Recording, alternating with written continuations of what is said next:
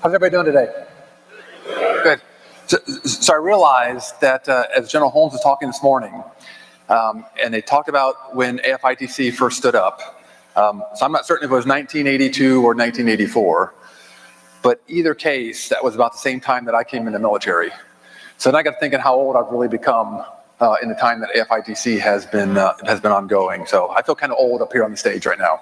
So please bear with me this afternoon as you're getting settled in after lunch.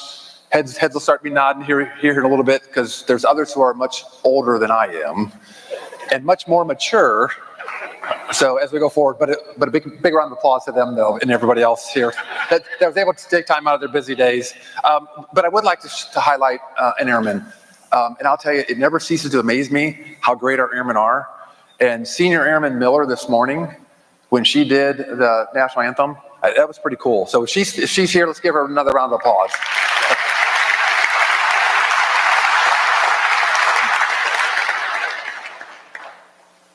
You know, working for General Holmes is a blessing and a curse, right? He is an amazing boss. He is invested.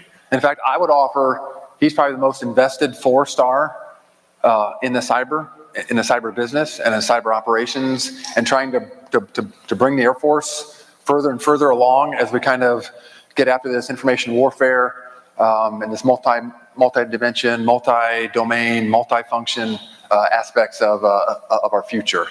The curse is since he went this morning, he took about half of my talking points because General Radegui and myself have kind of prepared him well enough that he's taken our talking points and even to a greater height. So this briefing will not be as long as his, but we'll be able to get some questions as we kind of move along. Part of the issue that I think, as I stand before you, is, you know, I'm representing 10,000 total force airmen, right? 50% of those airmen are in the National Guard or in the Air Force Reserve. Pretty amazing. So let's give a round of applause to our total force.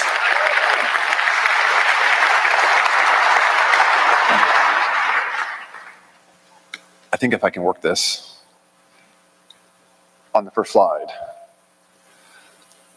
In any discussion that we have, I like to start off with talking about the strategic guidance that we have. Some of this is a little older, and the more we talk, the older it gets. But I would offer this strategic guidance. We are the most aligned department that we have ever been. From a leadership standpoint, from a Department of Defense standpoint, from a national standpoint, if you look at all the documents and all the guidance that has come out in the last year, 2 years, 3 years, we are the most aligned. And it all boils back to the National Defense Strategy. And General Holmes talked about this a little bit this morning, right? The 2+3, which is what our National Defense Strategy is built around, has never been more evident and never been more needed than it has in the last couple of years. Nations and adversaries are competing like never before. And they've been competing for a very long time. And to compete, as General Holmes mentioned this morning, you know, the compete, deter, and then, if called upon, armed conflict. There is so much going on in the compete phase that we as a nation really have to get after this. And if you look at what Secretary Esper has talked about in the last, in a few of his interviews since he's taken over as Secretary of Defense, China is the strategic competitor, bar none. And if you think about some of the statistics from a China standpoint, right? Even from a national economic standpoint, they're one-to-one compared to the United States. From a purchasing power standpoint, it's 2-to-1 in their favor. From a population standpoint, it's 4-to-1. And from a STEM graduation rate, it is 8-to-1. So think about that as we are competing. And as General Holmes mentioned this morning, they think it's their time, and they want to dictate to the rest of the world over the next 5-10 years to their line of thinking, and continue to compete in ways that are more favorable to their national interest. which is why we need to really get after this compete phase. And that's why the National Defense Strategy is very important. Additionally, the National Defense Strategy is ours. Right? Those who've heard the Chief of Staff of the Air Force talk about, this is ours. This is the strategy document that every single service was a part of in building. So that's something to be proud of as a service. The other one is the NDAA. Treats cyber as a traditional military activity. That gives the Secretary of Defense a lot of power when it comes to the cyber domain and the cyber operations within that domain. The other thing that it provides that not a lot talk about is cybersecurity can trump the great four-letter acronym of LPTA. Cybersecurity can trump LPTA. Our processes have to make sure we leverage that and we take advantage of that. But it's out there, and that's something that we can leverage in making sure from a cybersecurity standpoint that we're performing the things that we need to perform.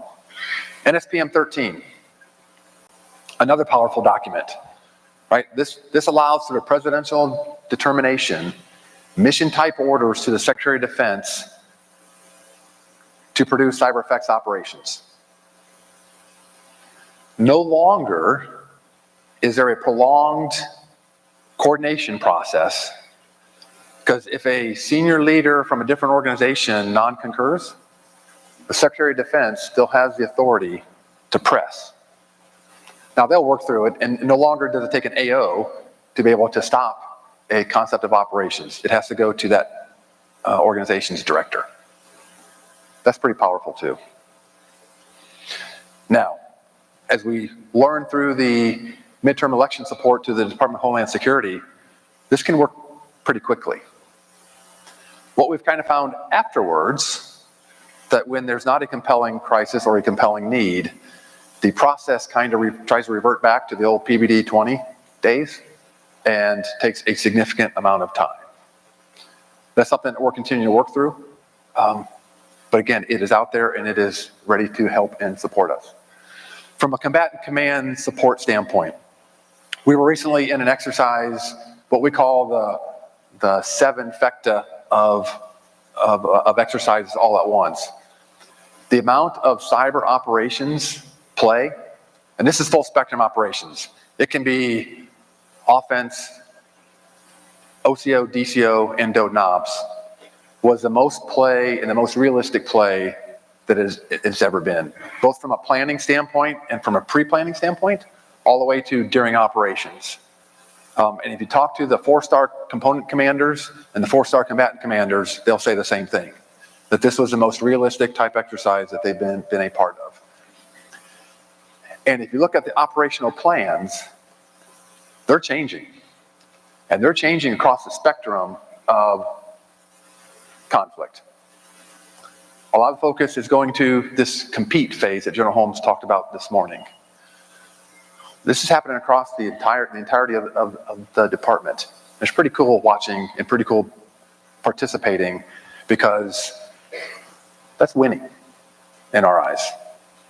Okay, I have about a minute and a half video to kind of highlight some of the things that have gone on over the last year at 24th Air Force and the other 2 hats that we wear.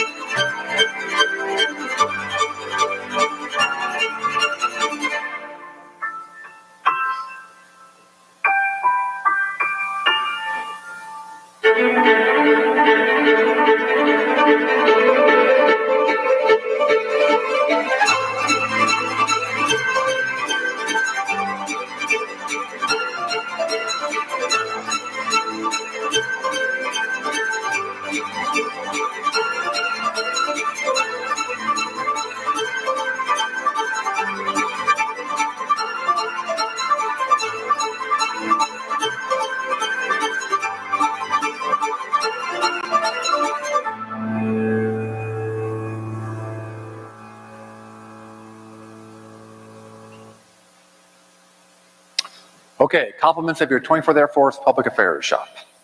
So great job by them, I think.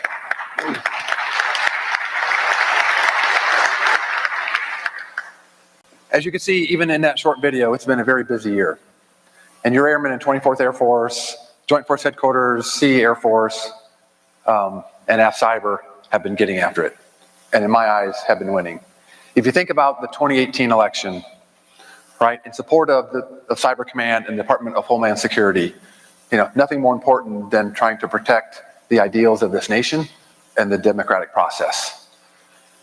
Along with that, we had multiple teams, your airmen, who went out and deployed to 3 locations in Europe, got on those nations' networks to help support from a cybersecurity standpoint.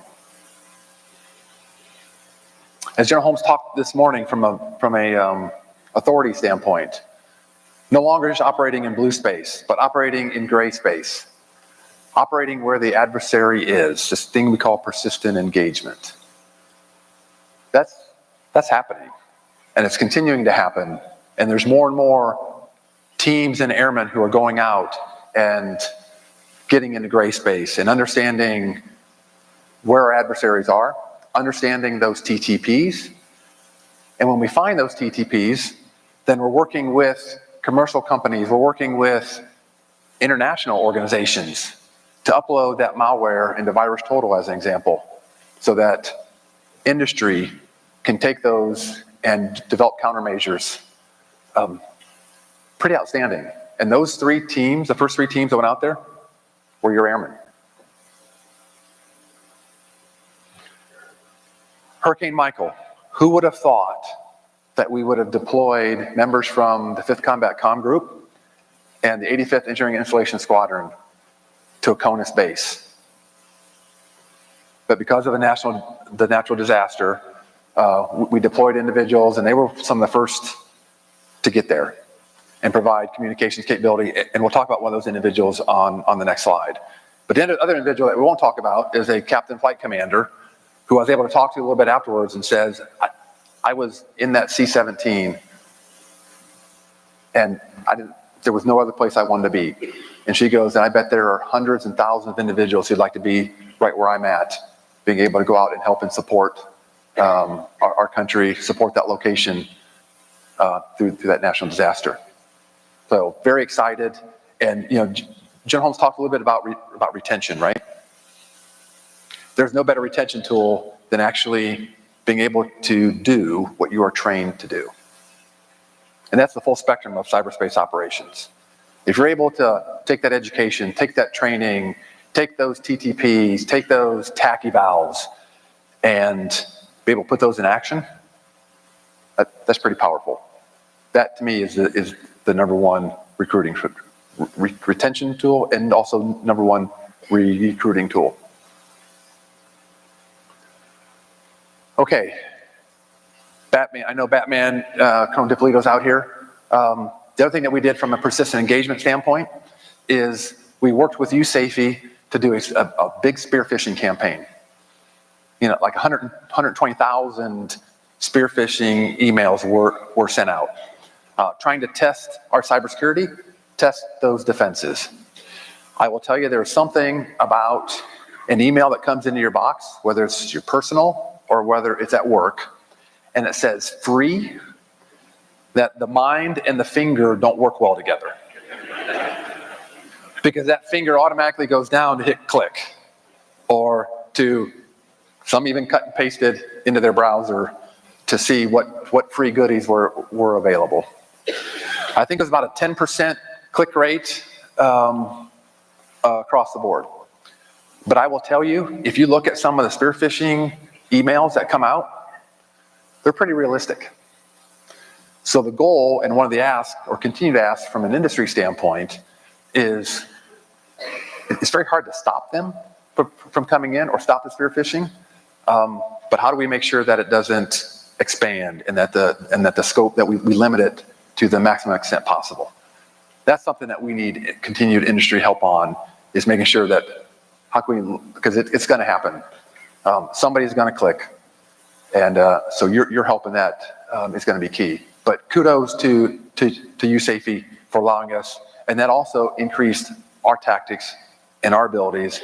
And we have this thing called TAC-eval, right, which is something that we just instituted within the last 6 months.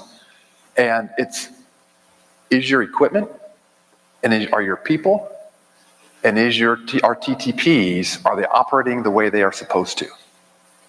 And so we're testing this. We're testing it with our cyber protection teams. We're testing it with our email capabilities. We're testing it with our firewalls. Are they operating nominally? Because for the most part, I would say it's not operating nominally. And so that's one thing that we are continuing to refine, is how do we get after this thing we call TAC-evals and understand how our systems are working. But more importantly, we're trying to leverage this across the Department of Defense to make sure that from a DISA standpoint, for example, internet access points, are they working as advertised? Because if that's not working as advertised, we're expecting a lot from that capability from a defense in-depth standpoint. Okay. Training, I'll talk a little bit about training in a second. User experience. I know that's however many letters, bad word. Thanks to General Radke for allowing General Holmes to show the eye-watering chart of all the tasks that occurred over the 6 months that we started looking at it. I will tell you, it really came to roost Thanksgiving of last year. I call it the Thanksgiving Wool Crusher, because we put out a patch or an upgrade, whatever you want to call it, over the Thanksgiving Day weekend, and it crushed. I got a phone call from General Holmes, which I will tell you, 90% of the phone calls I get from senior leaders is all focused on user experience and DOD and ops. General Holmes called and says, Bob, it was like 1 in the afternoon. He goes, you realize I'm still not up on our systems. Then he proceeded to talk about his experience at home. And he leverages it from a number of songs standpoint. Yeah. General Radke's laughing because he knows. He goes, it takes 3 songs for me to have my computer boot up. And he goes, and sometimes it takes 2 songs just to send an email. Well, there's a lot of complexities. We worked through that, at least from his standpoint, and he hasn't called me on that recently, so I think that's a good thing. But we understand that user experience is not where it needs to be. Right? We have the infrastructure, and we have the network that we purchased. I won't even say the one that we could afford. It's the one that we purchased. And so your great airmen are working day in and day out to get after how do we make the best of the network and the infrastructure that we have. And they're doing a lot of great work. One of the biggest things that we've had to do in the last year is this thing we call orchestration. There are at least 5, 6, Scott Heitman, because I'm going to talk about him in a second, is shaking his head. There's 5, 6, 7 organizations who can make changes to the Air Force network at any time. Not all of it was necessarily orchestrated and or coordinated. But we spent significant time over the last 6 months of making sure that the Stacy Voorhees at the 690th NSS is the orchestrator for changes to the network. Hasn't been perfect, but we're close. And so, again, a lot of great work has happened, and we'll talk a little bit about this thing called Roll IT. Not Roll Tide, Roll IT, to get after this, because it's less about user experience in my eyes, it's more about airman readiness.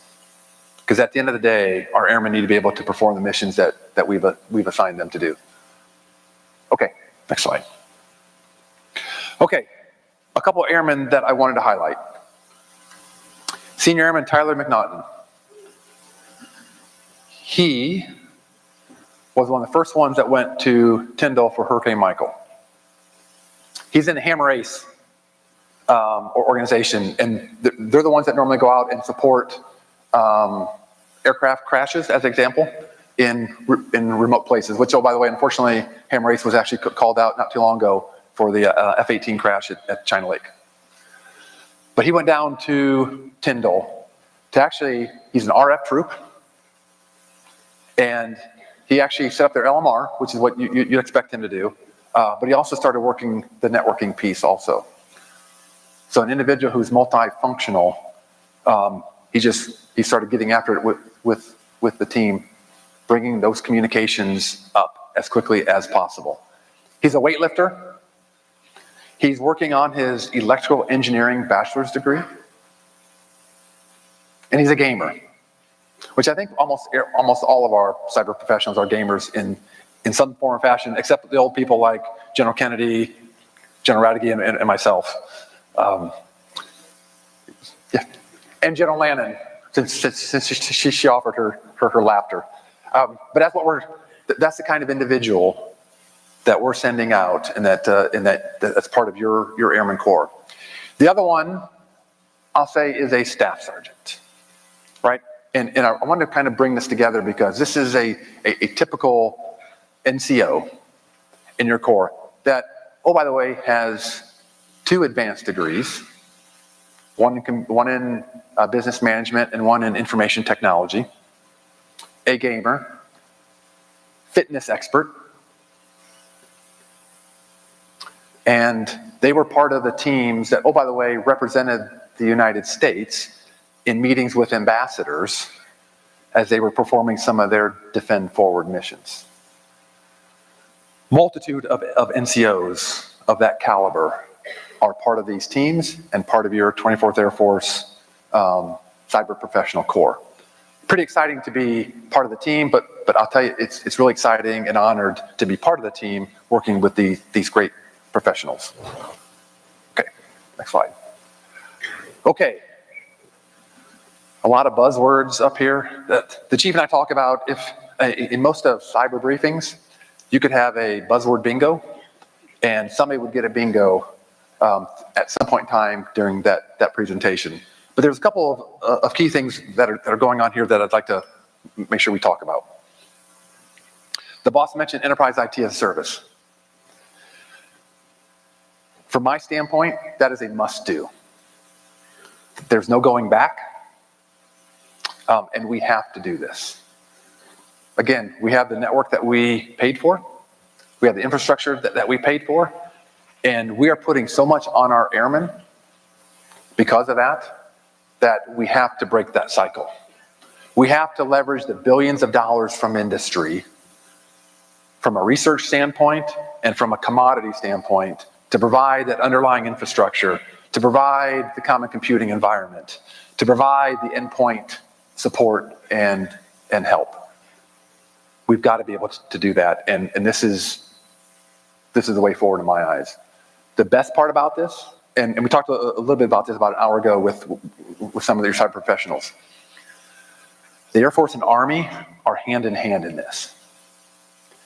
That, to me, is the most powerful message, part of enterprise IT as a service.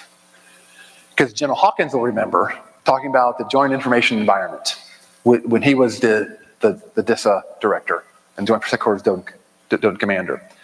And that was almost like another 4-letter word. But I will tell you, in 5 to 6, 7 years, I think this is going to turn into a portion of what we were talking about from a Joint Information Environment standpoint. Getting 2 services together, and you have the Marine Corps watching and the Navy watching to see how this goes. We are working with DISA and US Cyber Command on the Internet Access Points and JRSS, another 4-letter acronym word. And how do we leverage what industry innovation? So maybe we don't have to go through the IAPs, which is what Colonel Wainick was trying to push when he was in that position. A lot still has to go through that, but I would offer industry innovation is just as good as the innovation that we have in the IAPs. And so how do we bring that together? But the best thing is that conversations are occurring, and it's not a no from the start, from a department standpoint. So again, enterprise IT as service is a must, and we have to do that because, oh, by the way, the Air Force leadership is on board.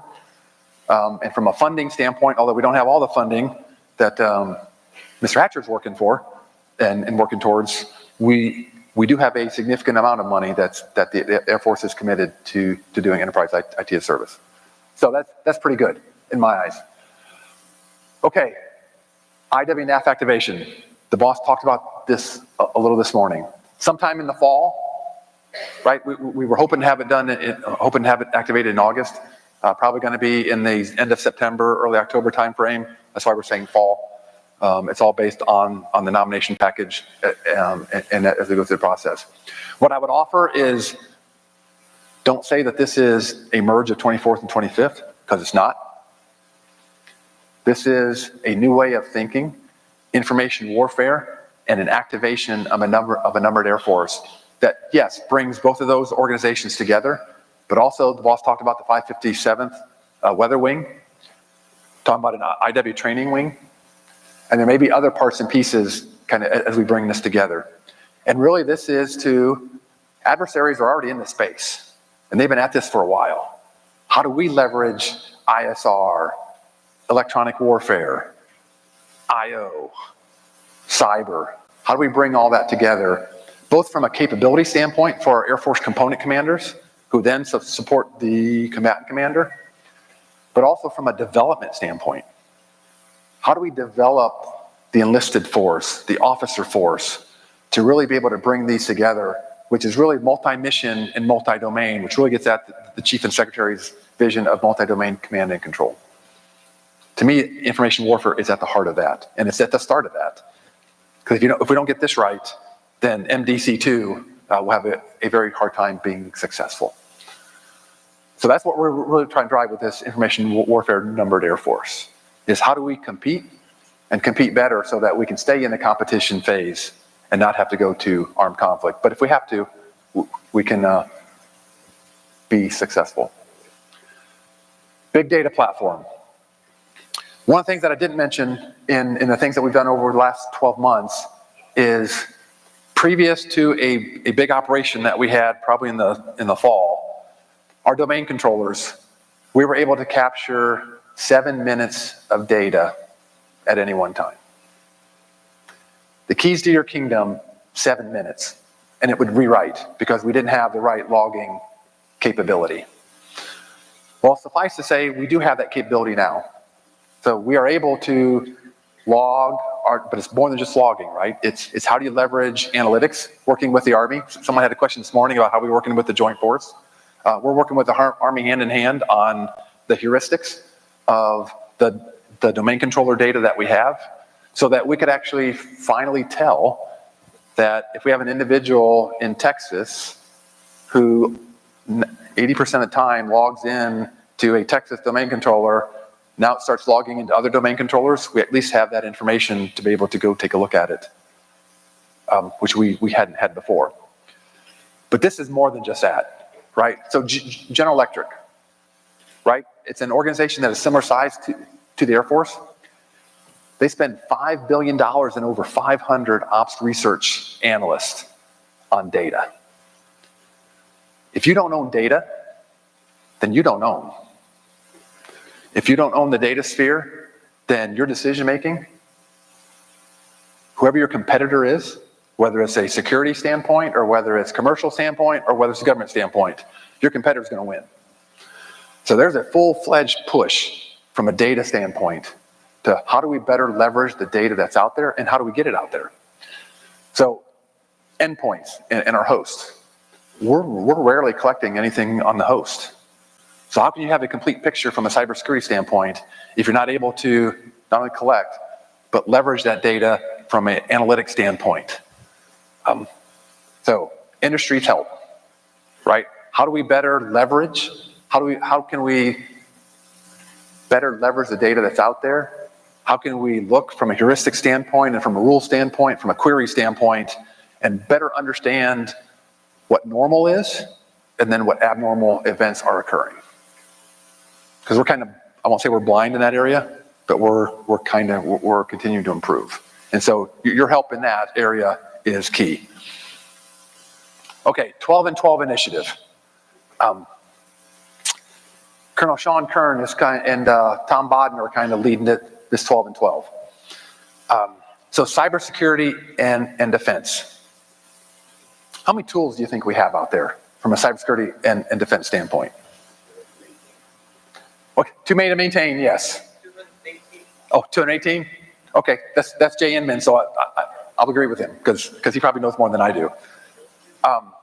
If you talk to Fortune 500 companies or Fortune 100 companies, they have 12, roughly, from a cybersecurity and defense standpoint. I didn't think it was as high as 218, but I know it was at least quadruple that amount. And if you remember when I was on the stage last year, and I said, if anybody brings me a tool, I want to take 4 off. That actually kind of fits in with this 12 and 12, because we at least want to get down. And so how do we bring all this together? Working with Air Combat Command and Tom Modner, who I mentioned at a different meeting, who's doing a superb job of bringing cyber into Air Combat Command's processes so that we can have success from a POM standpoint and from a weapon system sustainment standpoint. He's doing a superb job. And so we're working with him to kind of bring all this together to how can we get this down to 12? And it's less about the number than it is about how do we simplify. Simplify it for our environment, simplify it for our understanding, but more importantly, simplify it for our airmen. Because I want the airmen doing less on the things that technology can do for us and really get after the critical thinking. So another question this morning talked about, from an air education training standpoint. We need critical thinkers. So how do we leverage the education and the classroom, whether it's virtual or physical, how do we bring the critical thinking back full force so that our airmen are continuing to critically think above and beyond the noise level, because that's where our adversaries are thinking.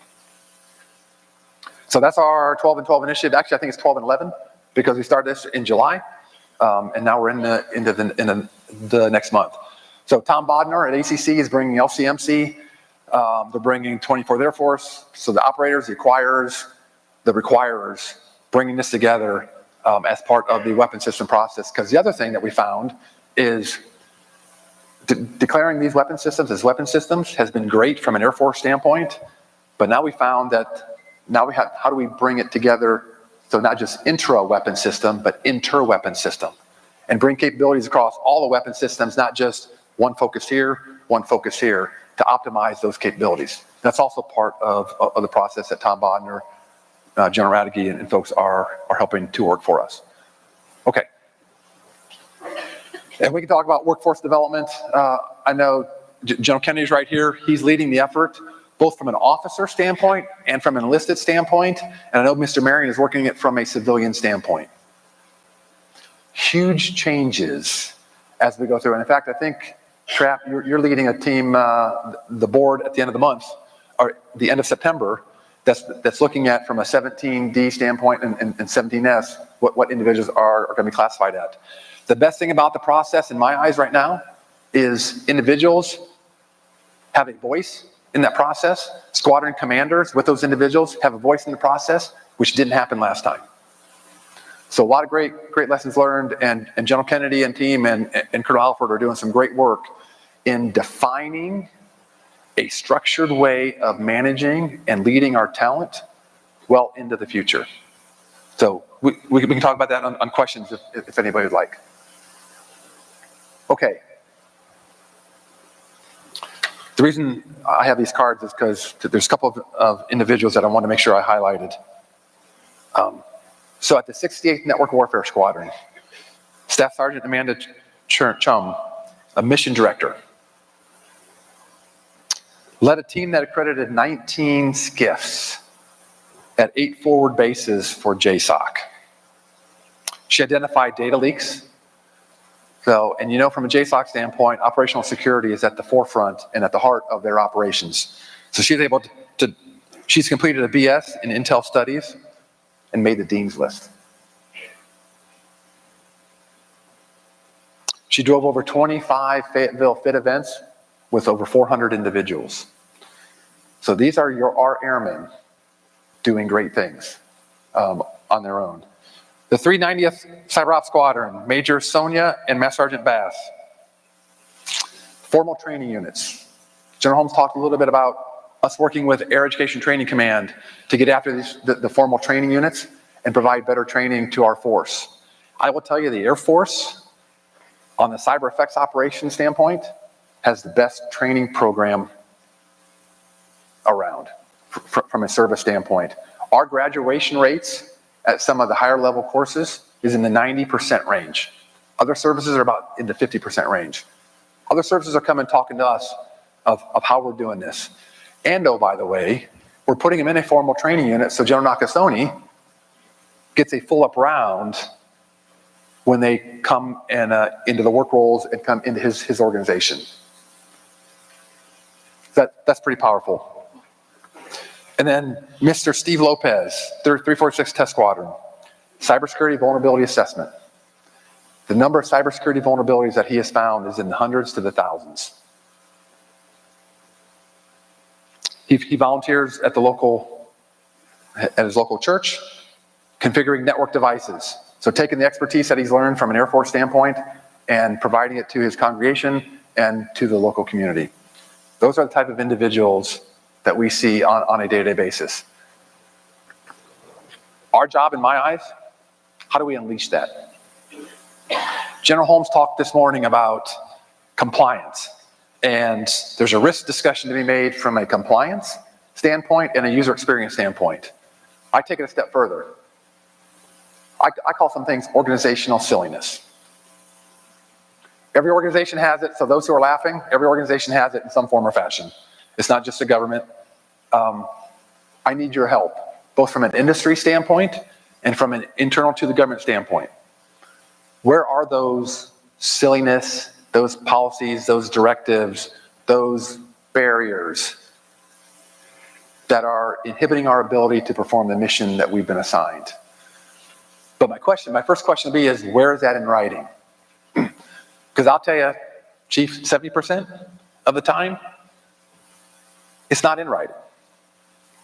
It's an artificial barrier that through legend, through folklore, through previous potential leadership that wasn't put on paper, whatever the case may be, it's not there in writing. And so a lot of times we're inhibiting ourselves. But I know there's other things out there from a policy standpoint, from an acquisition standpoint, although if it's law, it's law. But oh, by the way, we have worked with Congress on some law changes also. So those things that are impacting our ability to perform the mission, I need your help. Because it is our solemn job and our cherished job to provide the environment for our airmen to be as successful as they can be, to optimize their talents across the board. And that's where I asked for your help as we kind of move forward. Because that, to me, if we can do that and we can reduce the organizational silliness to the minimum extent possible, the sky's the limit for our airmen and the things that we do. We had a couple of examples of what our airmen have done. I mean, think of it, a staff sergeant who's working with ambassadors of other countries. Pretty powerful. And I think that is my last slide, and we got time for questions.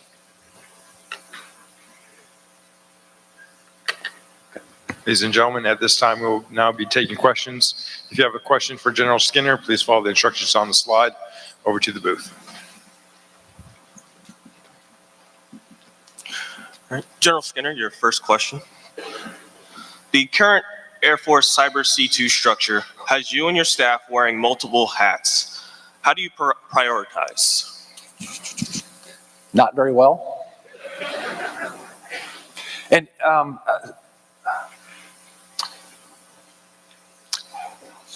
we have 5 4-star bosses. What I tell each of those commanders is, when I'm sitting right next to them, they're my number one priority.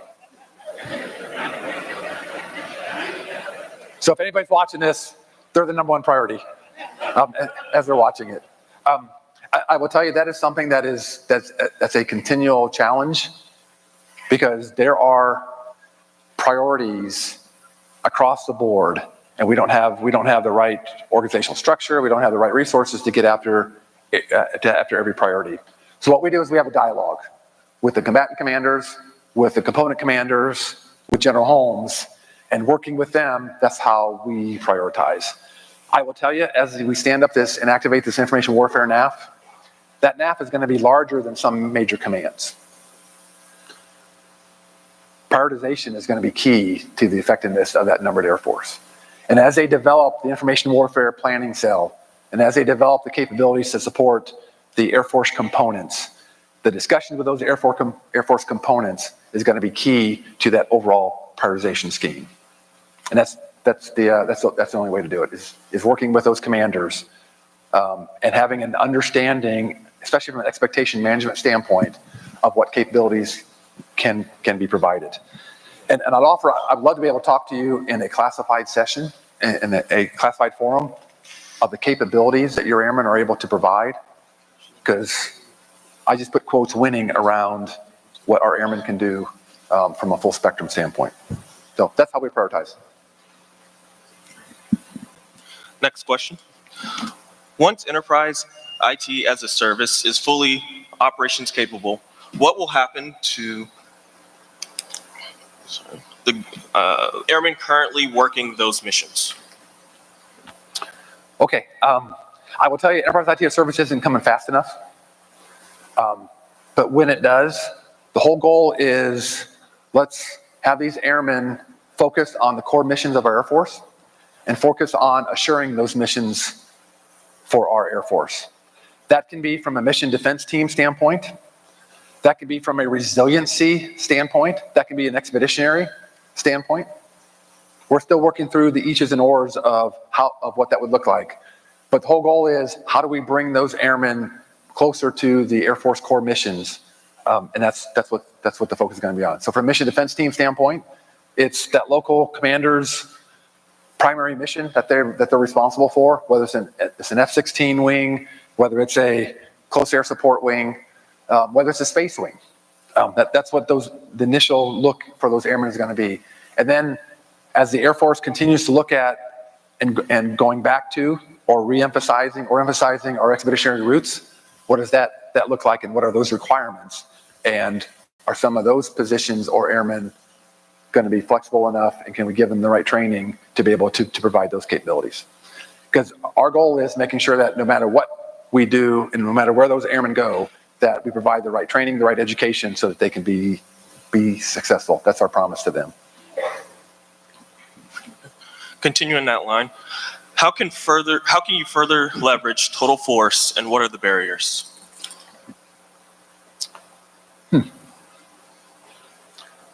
I'll say that one of the biggest barriers of leveraging total force is understanding how to ask for the total force. One thing that, in fact, General Land and I have talked about a few times is, how do we have the right demand signal to the total force so that the total force can get after that demand signal? That's the first part. The second part is training requirements.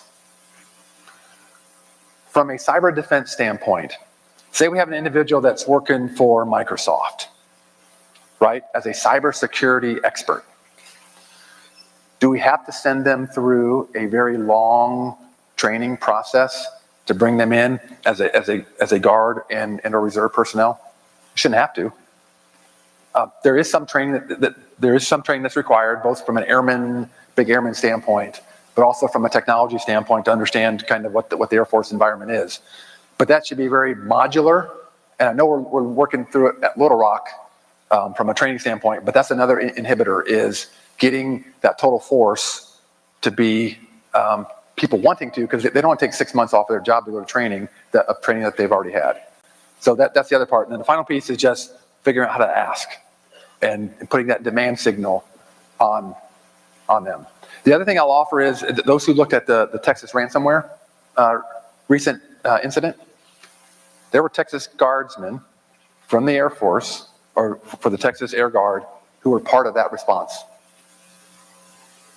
So they do have another mission from a state standpoint, but from an active duty standpoint, we just don't take full advantage in my eyes, because we don't know how to ask.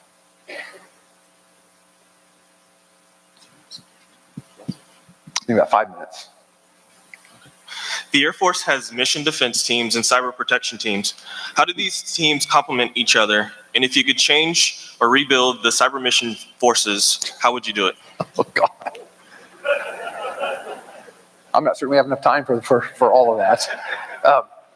So I'll say mission defense teams, right? they are the ones who are going to know that system inside and out, working with the local operators to understand and then be able to secure and protect that mission. To me, the cyber protection teams are the ones who are kind of more mission agnostic, but who really understand overall threats and overall vulnerabilities, and can come and help provide additional expertise and additional support. The more we can kind of bring together from an expertise standpoint and not have one here, and or vice versa is our goal. How can we leverage the training, same training pipeline as much as possible? Because at the end of the day, we want cyber experts who understand the Air Force core missions as well as the missions of that local. How would I change the cyber mission force? To me, the biggest thing on the cyber mission force is the readiness piece. When we first built the cyber mission force, all we focused on, I won't say all, the majority of what we focused on was numbers, right? Do we have the right numbers? Do we have equipment, sort of? And do we have training? From the very beginning, we should have more focused on the readiness piece of it, the proficiency part of this, and that's what we are catching up on right now. We have each of the services has a joint curriculum lead responsibility for a lot of the work roles within the cyber mission force. That probably should have been done a couple of years ago in concert so that we could get at the proficiency and readiness of the force a lot sooner than just focusing on the build and how many people do you have in the work roles. The other part is how do we bring together the cyber mission force with the CSSP and the enterprise forces closer together from a command and control standpoint? Because the cyber mission force isn't the only maneuver force. We have at least 100,000 cyber professionals on the DoD and the defensive side that if we could have brought them together closer sooner, then we would have brought up the waterline of our CSSPs. That's what I would have changed to start with.